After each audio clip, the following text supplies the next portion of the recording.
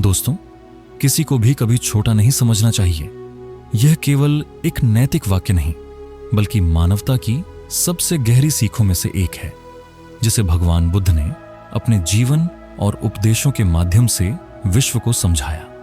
बुद्ध का मानना था कि हर प्राणी में ज्ञान प्राप्त करने की क्षमता है और किसी की जाति, रूप, आयु या सामाजिक स्थिति के आधार पर उसकी महत्ता आंकना अज्ञानता का प्रतीक है। उन्होंने यह स्पष्ट किया कि सच्ची श्रेष्ठता जन्म से नहीं, बल्कि कर्म और करुणा से प्राप्त होती है। समाज में समता, सम्मान और करुणा तभी जन्म लेती है जब हम हर व्यक्ति को उसके वास्तविक मूल्यों और क्षमताओं से आंकते हैं, न कि बाहरी भेदों से। अगर आपको इसे अच्छे ढंग से समझना है तो आज की कहानी को ध्यान से सुनना होगा। दरअसल मुंबई के वर्ली सी फेस पर बनी एक 32 मंजिला इमारत के टॉप फ्लोर में बैठा था विक्रम राय, एक करोड़पति बिजनेसमैन। शीशे की दीवार से समंदर की लहरों को देखता हुआ वो सोचता, मैं जो हूं अपनी मेहनत से हूं। ये दुनिया दो ही तरह के लोगों की है, कामयाब और नाकाम। और नाकाम लोगों की तो सिर्फ जगह होती है नीचे। विक्रम की कंपनी में हजारों लोग काम करते थे, पर वो कभी किसी गार्ड, चाय वाले या सफाई कर्मी की तरफ देखता तक नहीं था। उसका एक डायलॉग फेमस था, असली ताकत पैसे में है, इज्जत तो खुद मिल जाती है जब अकाउंट भारी हो। इसी बीच कंपनी में एक नई सफाई कर्मचारी आई, सरिता। सांवली, दुबली पतली, साधारण कपड़े पहने। पहली ही सुबह उसने विक्रम को नमस्ते कहा, लेकिन विक्रम ने सिर्फ उसे देखा और मुंह फेर लिया। सरिता ऑफिस की फर्श चमकाती थी, पर विक्रम को उसकी मौजूदगी से भी चिढ़ थी। एक दिन उसने अपने मैनेजर से कहा, इन लोगों की वजह से माहौल खराब होता है, हाइजीन ठीक रखो। मैनेजर ने डरते हुए जवाब दिया, सरिता बहुत ईमानदारी से काम करती है सर, वो 3 बच्चों की पढ़ाई का खर्च भी उठाती है। विक्रम हंसा और बोला, जो खुद जमीन पर हो वो दूसरों को उड़ना क्या सिखाएगा। मुंबई में बारिश का मौसम था। एक रात कंपनी में देर तक मीटिंग चली। जब विक्रम बाहर निकला तो देखा बारिश, बिजली और सड़कों पर पानी ही पानी। वो अपनी BMW कार में बैठा, लेकिन कुछ दूर जाकर टायर पंचर हो गया। मोबाइल नेटवर्क बंद, आसपास कोई नहीं। ड्राइवर दूर निकल गया। तभी अंधेरे में कोई आया, हाथ में टॉर्च, सिर पर पन्नी की टोपी, पैर चप्पल में कीचड़ से भरे। वो सरिता थी। साहब, ये इलाका थोड़ा डेंजरस है, चाहे तो मेरी झोपड़ी तक चलिए, पास ही है, वहां से ऑटो मिल जाएगा। विक्रम पहले हिचकिचाया, फिर मजबूरी में उसके साथ चल पड़ा। सरिता की झोपड़ी छोटी थी, लेकिन उसमें इंसानियत बड़ी थी। अंदर 3 छोटे बच्चे एक दिया जलाकर किताबें पढ़ रहे थे।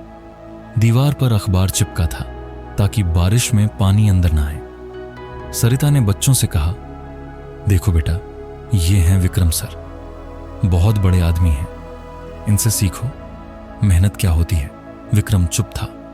पहली बार किसी छोटे इंसान के घर में वो कुछ बड़ा महसूस कर रहा था, ममता, संघर्ष, सच्चाई। अगले दिन विक्रम अपने ऑफिस पहुंचा और पहली बार सबका ध्यान खींचा। जब उसने सबको कॉन्फ्रेंस रूम में बुलाया, वो बोला, हम सब एक टीम हैं, कोई बड़ा नहीं, कोई छोटा नहीं। आज से कंपनी का हर सफाई कर्मी, गार्ड और चाय वाला सम्मान के साथ पहचाना जाएगा।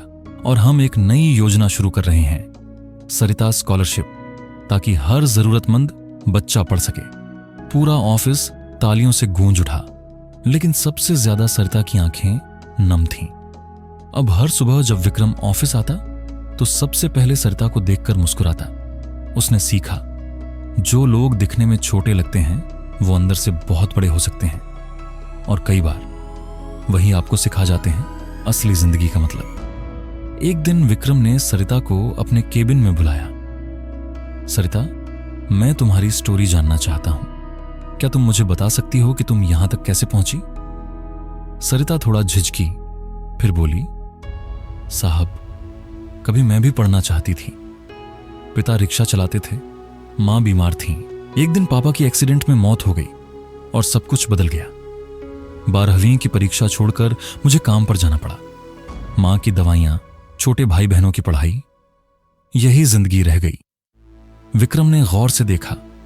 इस लड़की की आंखों में आंसू नहीं थे, सिर्फ सहनशीलता और संघर्ष की ठंडी आग थी। सरिता ने बात जारी रखी। साहब, आज भी मेरी छोटी बहन डॉक्टर बनना चाहती है। वो कहती है, दीदी, जब आप पूरे घर को संभाल सकती हैं तो मैं भी कुछ बड़ा करूंगी। मैं खुद से वादा करती हूं, मैं उसके सपने नहीं टूटने दूंगी। विक्रम की आंखें भीग गईं। उसे एहसास हुआ कि कभी कभी दूसरों के सपनों को पूरा करना खुद से भी बड़ा सपना होता है। उसी रात विक्रम घर पहुंचा। उनकी मां, जो हमेशा उससे नाराज सी रहती थीं, बोली, आज तेरी आंखों में नरमी दिख रही है। क्या कोई मिला है तुझे जो तेरे घमंड को तोड़ गया? विक्रम मुस्कुराया। मां, आज मैं पहली बार खुद को इंसान की तरह महसूस कर रहा हूं। अगले दिन विक्रम ने सरिता को फिर बुलाया और कहा, सरिता, मैं चाहता हूं कि तुम हमारे CSR फाउंडेशन का चेहरा बनो। सरिता की बहन नैना अब शहर के एक प्रतिष्ठित मेडिकल कॉलेज में पढ़ाई शुरू कर चुकी थी। विक्रम ने खुद जाकर उसे कॉलेज के पहले दिन गाड़ी से छोड़ा। नैना ने कहा, भैया, अगर आप और दीदी ना होते तो मैं शायद सिलाई मशीन के पास बैठी होती। अब मैं जान बचाऊंगी। विक्रम कुछ बोल नहीं पाया, पर उसकी आंखें बता रही थीं कि उसने पहली बार किसी को सच में उड़ते देखा था। एक दिन कंपनी में अचानक बड़ा नुकसान हो गया। एक डील फेल हो गई और मार्केट में अफवाहें फैलने लगीं। विक्रम राय की कंपनी डूबने वाली है। बोर्ड मीटिंग में सब कहने लगे, हमें खर्चों में कटौती करनी होगी, CSR बंद करो, स्टाफ घटाओ। वो लम्हा था जब विक्रम को परखना था, वो जो सीखा है उस पर टिका रह पाएगा या फिर पुराना अहंकार वापस आएगा। विक्रम ने सभी डायरेक्टर्स की बात सुनने के बाद कहा, मैं कंपनी का मुनाफा कम कर लूंगा, लेकिन लोगों का भरोसा नहीं, CSR नहीं रुकेगा। अगर जरूरत पड़ी तो मैं अपनी सैलरी तक छोड़ दूंगा। लेकिन मैं अब वही विक्रम नहीं हूं जो सिर्फ पैसे को भगवान मानता था। पूरा बोर्ड चुप। कुछ देर बाद तालियां बजने लगीं। उसी रात विक्रम को एक कॉल आया।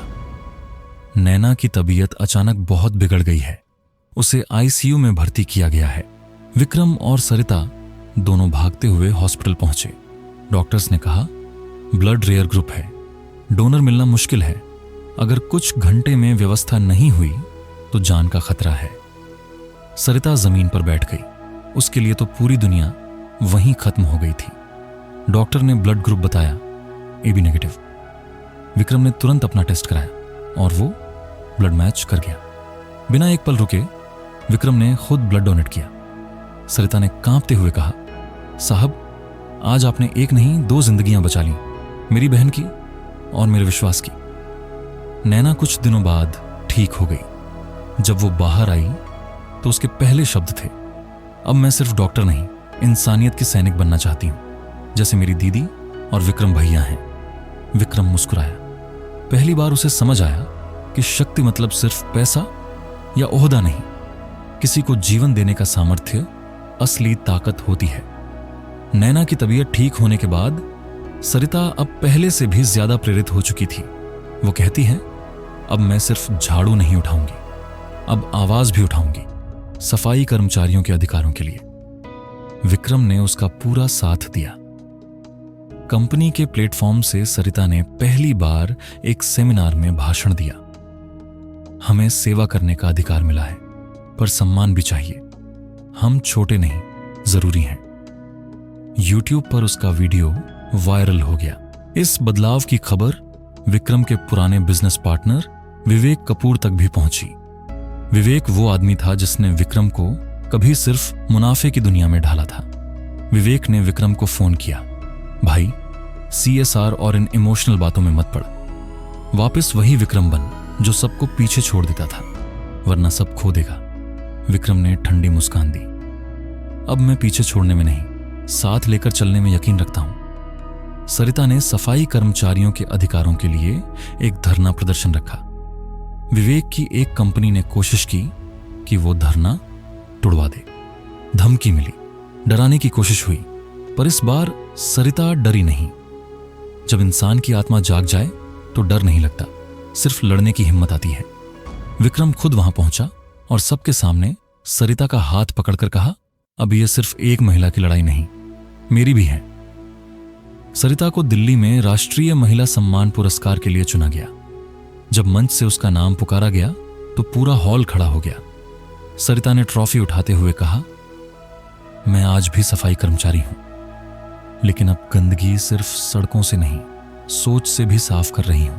पुरस्कार समारोह के बाद विक्रम को नैना ने चुपचाप एक कार्ड दिया। विक्रम भैया, यह आपके लिए है। उस कार्ड में लिखा था, कभी किसी को छोटा मत समझो, क्योंकि उसी की वजह से आप बड़े बन सकते हैं। विक्रम ने कार्ड सीने से लगाया और पहली बार कहा, आज मैं समझ पाया, असली लीडर वही होता है जो सबसे पीछे खड़े इंसान को सबसे आगे लाने की ताकत रखता है। जब सरिता का वीडियो वायरल हुआ और उसके आंदोलन को राजनीतिक समर्थन मिलने लगा, कुछ स्वार्थी ताकतें डरने लगीं। एक झूठी अफवाह फैलाई गई, सरिता और विक्रम सिर्फ शो ऑफ कर रहे हैं, उनका मकसद राजनीति में आना है। टीवी डिबेट में लोगों ने सरिता को घेर लिया, पूछा, आपका असली मकसद क्या है? सरिता ने कहा, अगर सफाई कर्मी की बेटी डॉक्टर बन सकती है, अगर एक झुग्गी में रहने वाली औरत देश से बात कर सकती है, तो यह मकसद नहीं, इनकलाब है।